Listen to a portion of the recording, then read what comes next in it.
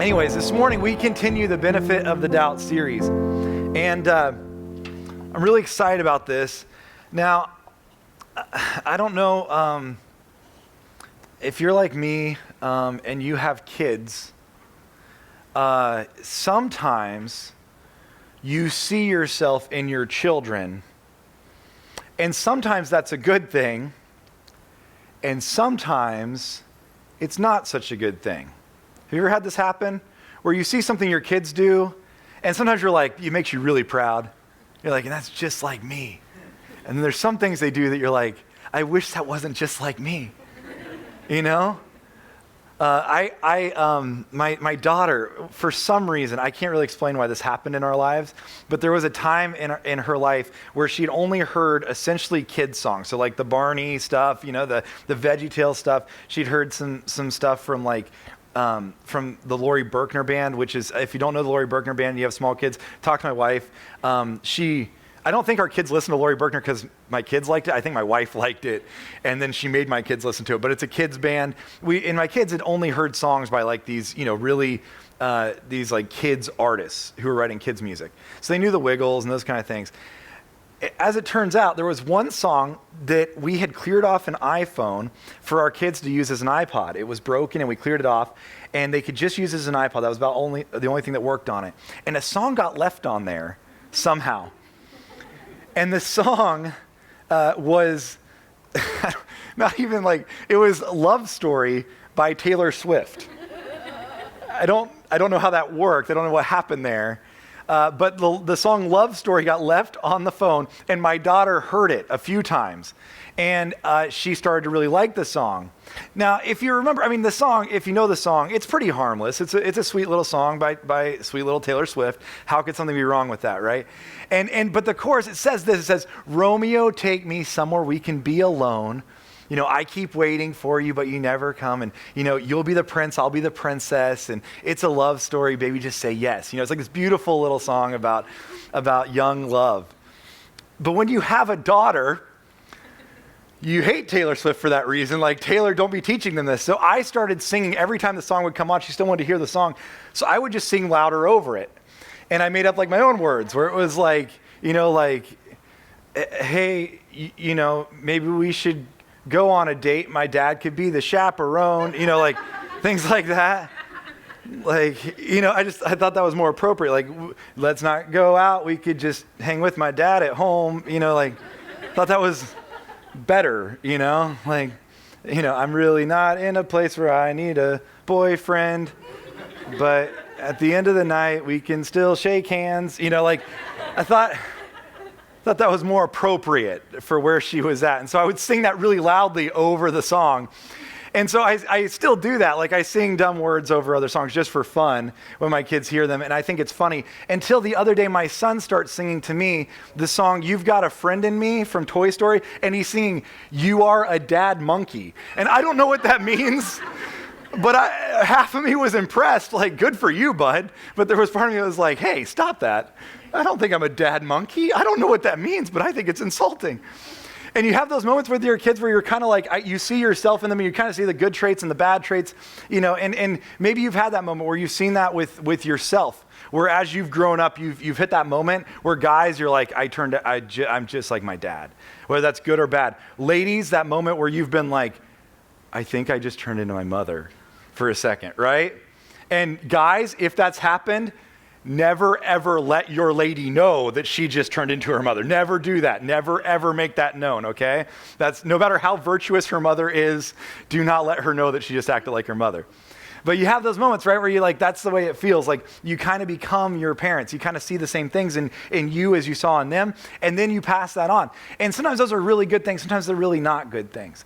And I know for me, as I shared last week, my dad, he passed away when I was 9, and I didn't get to know him as an adult. There are still moments where people who knew him better than I knew him will talk to me, and they'll have this creepy thing where they'll be like, oh my goodness, it's like I'm talking to your dad right now. Like they like get creeped out by it. We were in a meeting the other day, and Gary, who's the head of our management team, he was one of my dad's best friends. And we were in this meeting, and after we finished the meeting, he looked over at me. He was like, dude, I don't know if I can do this. He's like, you're just like your dad. Now, I didn't even know my dad that well. There's just things like that get passed down, right? And you have those things in your life. And sometimes they're really good, sometimes they're really bad. I want to look today last week we looked at John the Baptist, and John the Baptist had these doubts. And remember, he's the cousin of Jesus. He had very strong doubts about who Jesus was. And maybe he got them from somewhere else. See, John's dad, Zechariah, had some doubts. This is Jesus' uncle. Maybe it wasn't just John acting autonomously. Maybe he had inherited these doubts through his family. Maybe he'd been taught some of these. Maybe some things are good things, some things are bad things. Maybe he'd inherited this kind of from his dad. His dad had serious doubts. And I want to look at that because, again, the goal of this series and what we're trying to look at is those doubts that we wrestle with, whether it comes to our faith, whether it comes to religion in general, whether it comes to Jesus himself. We all struggle with doubt. We all have it. And some of the pillars of the Bible struggled with doubt. And today I want to look at John the Baptist's dad and his father, who was Jesus' uncle, and he struggled with doubt as well. His name was Zechariah, and Zechariah was a holy man. He was a religious man. It says this in Luke chapter 1. And we're going to be all over the Bible today. I'm going to apologize for that right off the bat.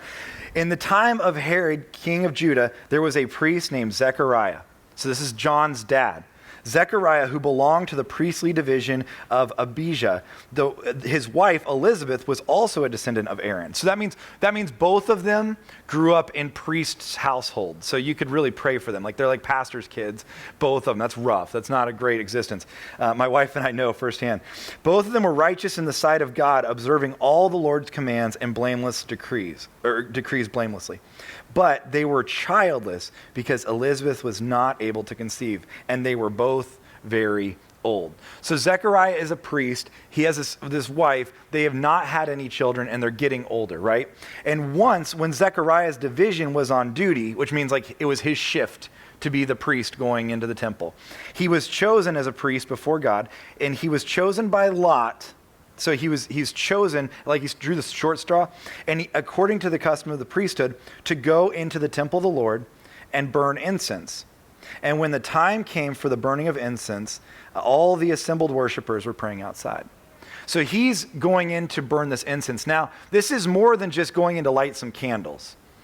Zechariah is a priest. He's been chosen as a priest by God. And what he's supposed to do is he goes into this place behind some curtains where he goes into where God's presence would dwell, and he lights this candle. What he's lighting is actually atoning for the sin of his entire country. His entire nation was outside praying. They were all there with him, and he's going in to light this incense to atone for the sins of everybody. Kind of a big moment for him.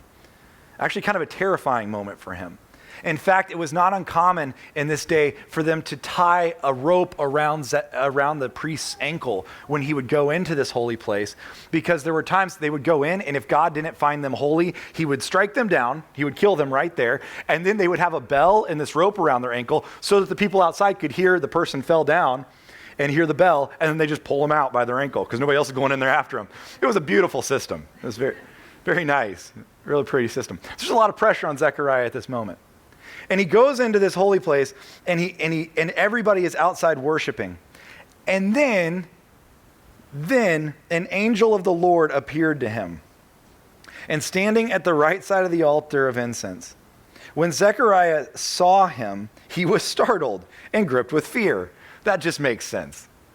Like, if you go into this place and suddenly there's an angel there, it's probably a little bit terrifying. But the angel said to him, "Do not be afraid, Zechariah. Your prayer has been heard. Your wife Elizabeth will bear you a son, and you are to call him John." So this is John the Baptist, who we're talking about now. You're going to have a son, John. And he says, he will be a joy and a delight to you, and many will rejoice because of his birth. For he will be great in the sight of the Lord. He is never to take wine or other fermented drink, and he will be filled with the Holy Spirit even before he is born. He will bring back many of the people of Israel to the Lord their God, and he will go on before the Lord in the spirit and power of Elijah to turn the hearts of the parents to their children, and the disobedient to the wisdom of the righteous, and to make ready a people prepared for the Lord. So he doesn't just get told you're going to have a son. He gets like the entire, like, what to expect while you're expecting thing happening here. Like, it's like, so here's what's going to happen with your son. Few little details, okay? Here's what you're not supposed to do with him. Here's what he will do. And he gets like this laundry list of what his son's going to be, which is probably a pretty overwhelming day for him. And so he's standing there, he hears all this, he takes in all this information, this angel tells him this, and then Zechariah asks like the $1 million question. I love the question he asks. He turns to the angel and he says, how can I be sure of this? I am an old man and my wife is well along in years. Now, first of all, you got to give Zechariah credit for not throwing his wife under the bus saying she's an old woman. He's just like, I'm old and she's advanced, he's very kind about it. Zechariah, but in there's other translations of this word, what he's saying there when he says, how can I be sure of this? I love the way that the God's Words translation says this because it translates that word a little bit differently. And it says, Zechariah said to the angel, what proof is there for this? When it comes to doubt, is that not like the number one question we have? When it comes to our faith, aren't there so many times where it's like, man, if I just had proof for this, this would be so much easier. I think sometimes we think that proof is a remedy for doubt. Sometimes we think that having all the proof would remedy our doubt. It would be the cure for doubt. I don't know that that's true, but that's what we think. When I was in high school, I went to a small Christian high school in West Palm Beach, Florida. It was called the King's Academy. TKA, all the way. That was a real cheer. And I went to King, unfortunately. And King's was a very strict private school, very strict. And so it was a Christian school. And of course, because we were Christians, guys, you couldn't have hair touching your ears. It would be too long at that point. So you had to keep your hair, because again, Christians would keep their hair up and not touch their ears. Girls couldn't have anything but their natural hair color. Guys, no piercings. Girls could have one set of earrings. You could have no necklaces showing. You wore your uniform. And we had a very strict uniform policy. And it was this light blue Oxford shirt with TKA monogrammed on it.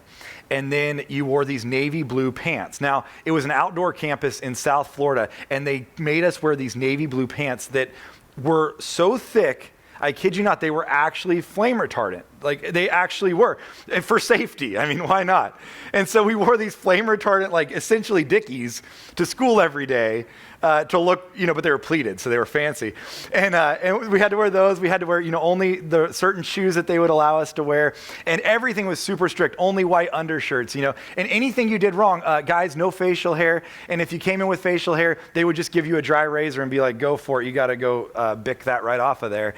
And so it was that kind of school, very strict.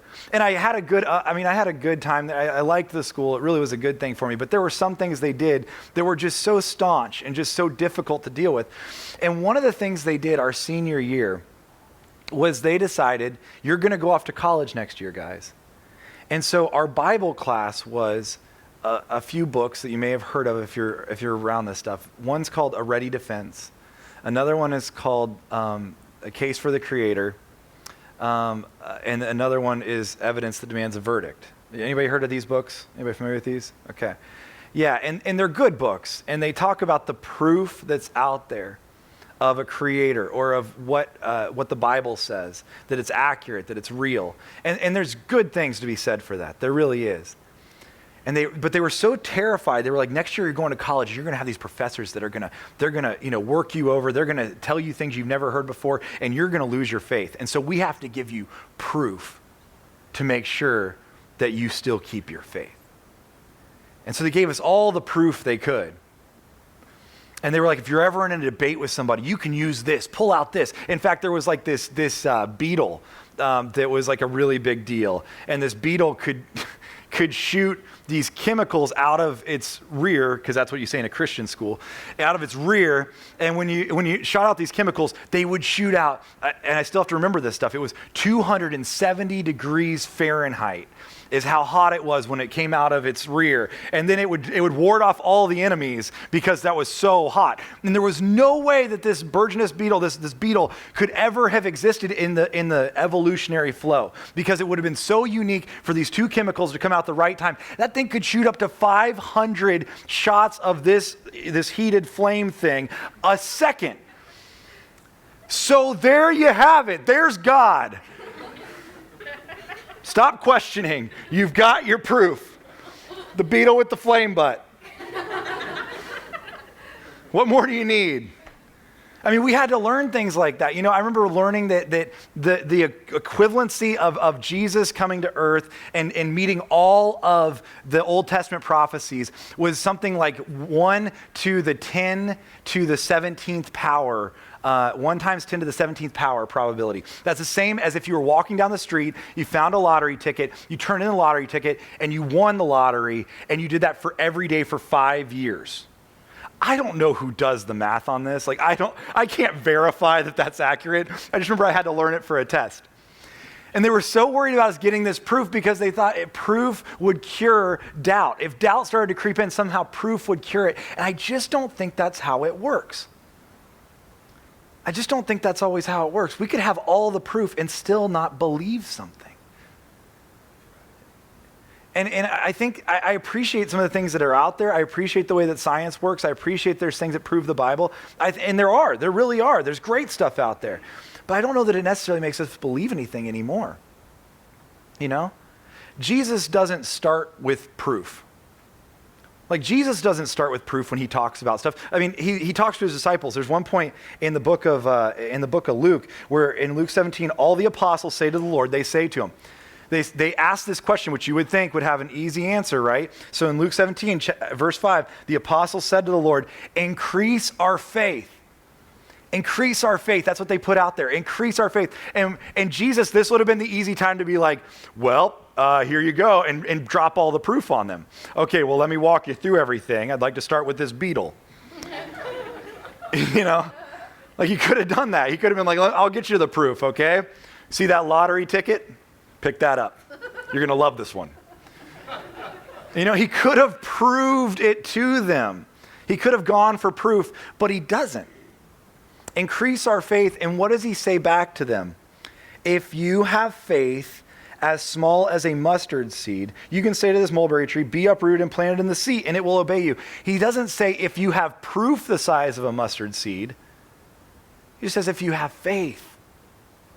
Because it begins and ends with faith. The truth that I realized when I was learning all of these facts, all of this proof, was that, first of all, let me say this. If I was to get in an argument with somebody and I was to drop this proof on them and suddenly prove them wrong, I've learned something about arguments in this scenario. And I think you can only win one of two things in an argument. You can either win a friend or you can win an argument.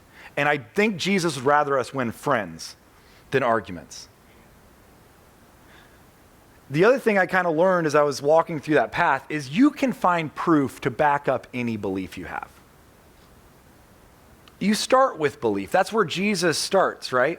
He starts with belief because you can find proof to back up anything you believe. Whatever you believe, you will find proof to back it up. Look at the election we're in. You can find proof to back up whatever your belief is. And in both, I mean, you can hear things that you're like, yep, that sounds pretty true. Yep, that sounds pretty true. You can find that proof if you're looking for it. But you start with belief. What does John 3:16 says? It says, whosoever believes in him will not perish but have eternal life, right? It's not who has enough proof to prove him will not perish but have eternal life. We start with belief. Proof only backs up belief. Very seldomly does belief follow proof. But almost every time, proof will follow belief. Now, that's not to say that doubt is a bad thing or doubt is something that's negative, and it's not even saying it's the opposite of belief. Because remember, the opposite of belief is unbelief. It's not doubt. And when we doubt, sometimes we want this proof and we're thinking, man, if I just had that proof, it would show that this was right or this is whatever it was. I think even if science could prove 100% of the Bible, even if every single fact in the Bible was verified, even if we could really find the entire Ark of the Covenant and they could put together all of Noah's Ark and we could find all of the evidence of everything in the Bible, I still believe there would be people who do not believe. Even if you put that all in front of them, they would still not believe. Just like there would be people who could have a shred of that and could believe. It starts and ends with belief, not with proof. And so Zechariah asks this great question, where's your proof? And what happens to him after this is really, really interesting to me. So the angel turns back to him and and he kind of tells him this. He gives him this line, but he says, first of all, the angel says to him, he says, where's your proof? And I love what Gabriel's response is. First of all, if you want proof, I am Gabriel. So I don't know what else to do with that. First of all, I'm kind of a big deal in the whole angel realm of things, and figured that would be good proof to start with, but okay. I stand in the presence of God, and I've been sent to speak to you and tell you this good news. And now, you will be silent and not be able to speak until the day this happens, until the day your son is born, because you did not believe my words, which will come true at their appointed time. It's really interesting punishment, isn't it? To not be able to speak. We see other moments where God will alter somebody's life to get through to them. And a lot of times what we see is that we actually see God taking away senses from them. There are times where he'll make somebody blind, right? Like Paul, he makes them blind. He can't see anymore. He makes people mute where they can't speak anymore. But for some reason with Zechariah, he makes it so that he can't speak. And I wonder why that is. And I think part of it is because speaking is one of those few things where we are putting out information. Like we're so, like all the senses, touch, taste, feel, sight, all those things, they bring in information. They're receptors. They bring stuff into our brains. And he's saying, yeah, you can take stuff in for the next few months. You're going to be able to take in stuff for the next 9 months, but you're not going to be able to put anything back out. And I think he's literally saying, in the famous words of the great Bruno Mars, don't believe me, just watch. Like he's saying, if you don't believe me, then here's what we're going to do. Stay silent and just watch what's going to happen. Just watch. If you don't believe me, just watch what's going to happen. And he puts that out there, and I think that's a great thing because he's saying, listen, Zechariah, you're religious. You've been a priest. Your job is to tell people how to live. You've been out there telling people about this proof of God. You've been out there telling people about this proof of a Messiah that's going to come. And now you're starting to have your doubts. You know what? Stop talking for a little bit and just watch the hand of God at work. Just stay silent for a little bit and just watch what's going to happen right in front of your very eyes. And he silences him. And as the story goes, as John is born, the first word Zechariah really speaks is that he wants him to be named John. And then he sings this song. He comes forth with this. Now, as I mentioned, a lot of people in Jesus' world, a lot of people in Jesus' own family didn't believe in Jesus. They didn't necessarily buy into Jesus. There was John. There was his dad, Zechariah.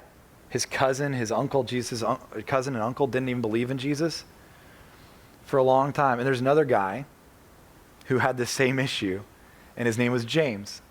James is the brother of Jesus.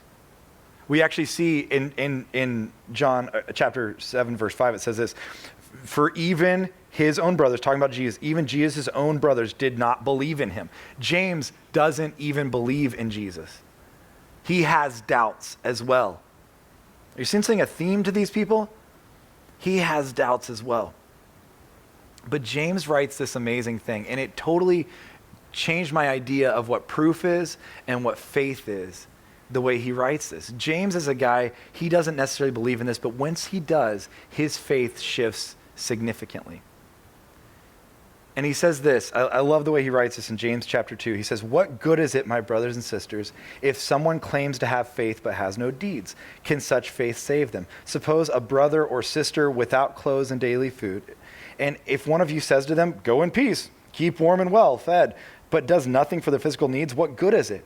In the same way, faith by itself, if it is not accompanied by action, is dead. But someone will say, 'You have faith, I have deeds.' And he says this, 'Show me your faith without deeds, and I will show you my faith by my deeds.'"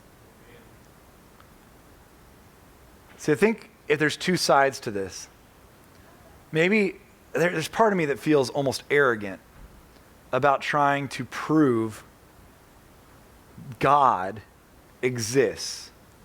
There's part of me that feels almost arrogant about trying to prove that God exists through science or through my brain power or through the limited amount of what I know.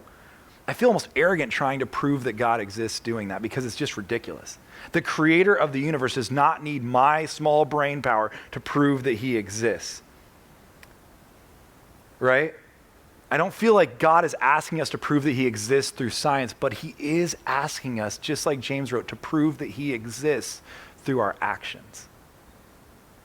We prove that God exists through the way we live our life, through the deeds that we do. That's how faith is lived out. That's how we prove that God exists. So maybe you're on one side of this thing where you're in the spot where you have a lot of doubts and you really just live in the doubt world, and that's okay. I would say today the main thing you could do is just sit back and maybe just watch. Maybe just spend some time not talking, not verbalizing some things, but just watching what God is doing in your midst. Maybe you're on the other side of things where you have had faith for a lot of years. Maybe you're a person who is strong in your faith. You still have those doubts, but you're strong in your faith. Maybe you've been around that for a long time. Then my challenge to you would be the people that the other people are watching. Live a life that's worth watching. Live a life that is the proof that God exists, that God is there, that he is real, that he loves, that he's still active, that he still cares. So whichever side of that you're on, I think that we both, both sides, we have a lot to learn from our doubt in how we live our life. And we've still got so much more to go through in this series, but my prayer for you this week is that if you're on that doubt side, just sit silent for a little while. Just watch what God's hand is doing. See if you see anything that you haven't seen before. And if you're a person who's in that line of faith, then would you just be the kind of person that everybody else wants to watch because you're living a life that is proof of God? Let's stand together and we're going to pray. I want to pray for us this week, and God's opening some amazing doors for us in our community, and I want to pray over that we'd be the kind of church that people see that proof, that faith that's not just dead, it's not just sitting there, but it's active, it's in action, that we'd be that kind of church. So I want to pray over us as a church as we kind of move forward. There's some really exciting things happening for us, and I want to pray for that as well. Let's pray. God, I do thank you for what you're doing. God, I thank you for the way that you work in and through our doubts. And sometimes, God, the way you work in and through us and just in spite of us. I thank you for a guy like Zechariah. I thank you for a guy like John, a guy like James, people who have had these doubts, even that were close to Jesus, that were here on earth with Jesus, and they even had doubts. And God, I thank you that no matter what our doubts are, you don't shun us, you don't push us away from you. You invite us in. So God, I pray that whatever our doubts are, we'd be honest with you about them. And if we're in a spot where we need to sit back for a little while and just be quiet and just watch your hand at work, God, I pray we would do that. We would find space to do that. Maybe we would just be able to just observe what you're already doing in our midst. And God, on the flip side of that, I pray that if we're people who maybe our faith has just been dead, it's not been active, we're not living proof of you. God, I pray that you would motivate us, that you would challenge us to be living proof of who you are. So God, I thank you for the things you're doing in and through this church and what you're opening up for us, the doors that you're opening up. And over the next few weeks, God, I pray we'd be just walking through those, that we would just be so excited about those. And I just pray continually for the partnerships we're building in this community, the people that we're getting to know, the organizations that we're coming into contact with, God. I pray that you continue to use us in those places, God, to meet people right where they are. So God, continue to use us for that. Continue to guide us into the right relationships and the right path of people. Praise things in your name.